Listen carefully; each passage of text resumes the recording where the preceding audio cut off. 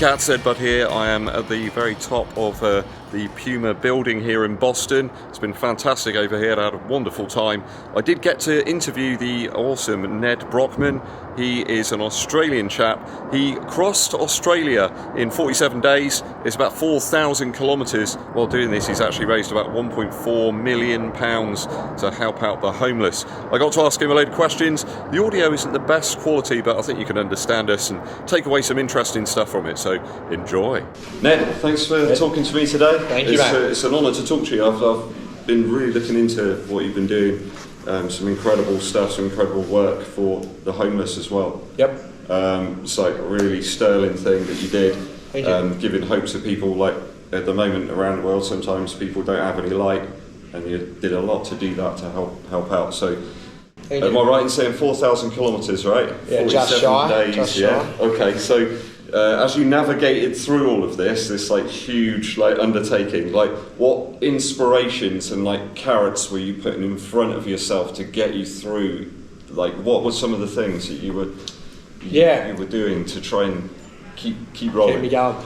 I think a lot of people would say purpose at that point, but I don't think you find your purpose throughout. I think it just comes naturally at some point. And I think for me, I've always wanted to push myself to my limits, probably for the last 3 or 4 years, and I think this is where this has all come about. In terms of inspiration, I think just having the reason why you started. So at the end of the day, when you make a decision in my world, where I've come from with my family, and I've got very hardworking parents, and come from farming land in Australia. Okay.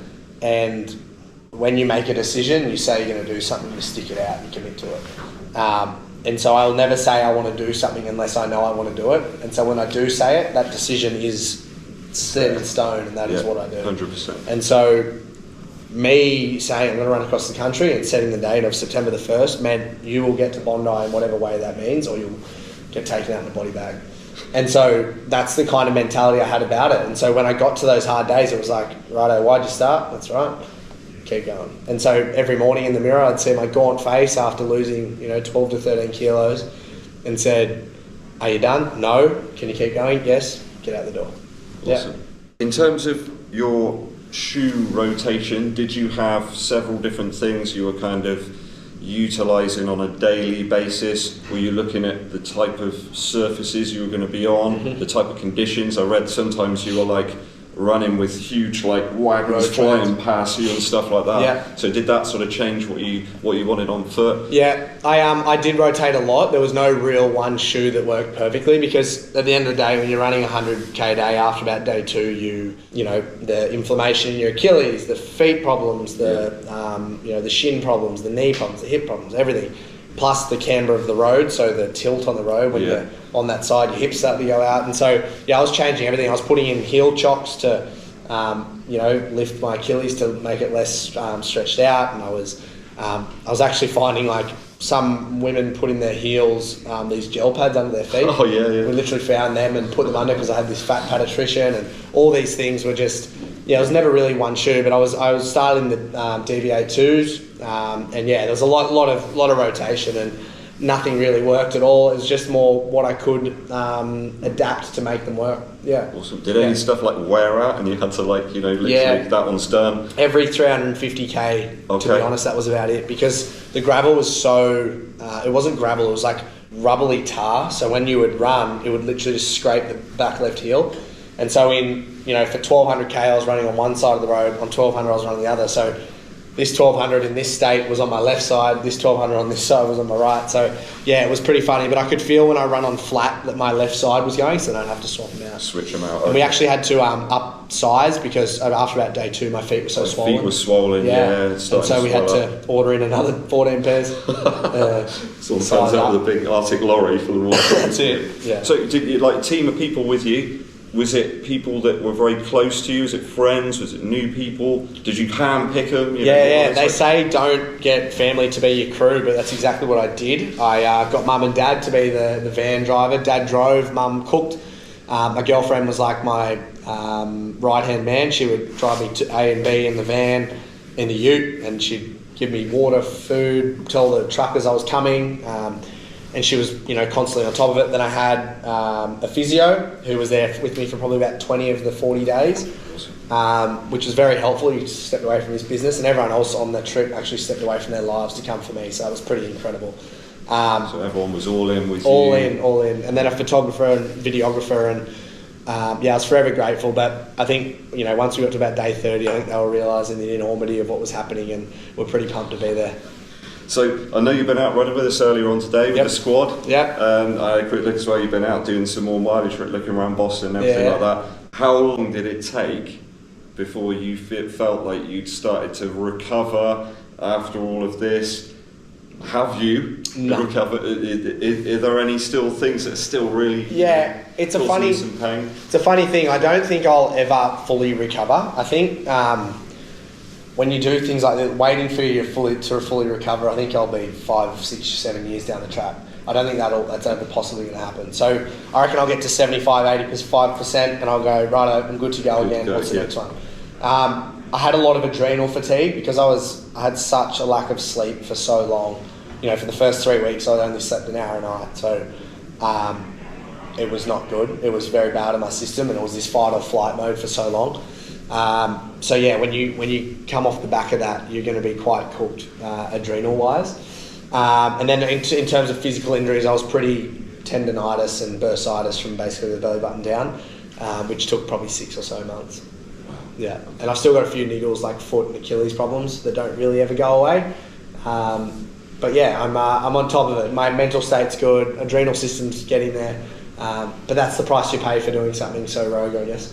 Exactly. Yeah. But yeah, you've done an incredible thing to help people. Yeah.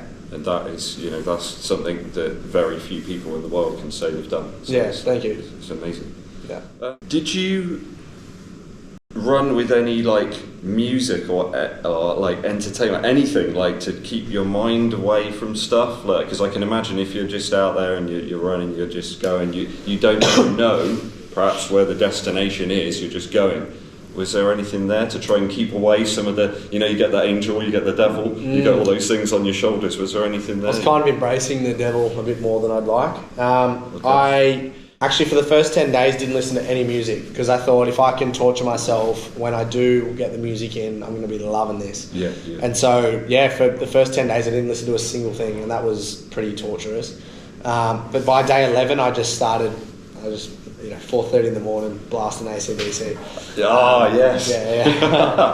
Loving it. Just like, this is, and it took my mind away from what I was actually doing a lot of the time. But then I got sick of AC/DC, and I got sick of the things. And so sometimes it just, you know, each day is different. You can take it out and go, this is great, put it in, this is great. Sometimes I listen to podcasts, but even then, sometimes they get just too, you know, slow. You need to be up, and, you know, when you're running off such little sleep, you need to be up. Yeah. So at the end of all of my videos, I always have like a little musical interlude at the end. So I've been listening to, it could be AC/DC, it could be like Kurt Vile, something like that. Anything that you were listening to? Anything you listen to now? I could play Who Made Who, put it on. Yeah. Oh yeah. Is that what you're saying? Yeah. Is that what you're saying? What song do you want? What stuff? No, what stuff do you like? What do I listen to now? Oh, right. What are you into? So on the run, so I was a lot of rock, 80s rock. Actually, funnily enough, country music. So I had this downloaded country music that I was not expecting that. It downloaded, and I forgot to download, and because of Australia, when you're out in the sticks, there's no service. So the only music I had was country music. Whatever you had on there, So it was just Kip Moore and whoever else. But that was good. I enjoyed that. But yeah, actually, funnily enough, like Miley Cyrus and Avril Lavigne, mate, anything. Sometimes the roguest songs get you through. Yeah. Cool. Yeah. Okay.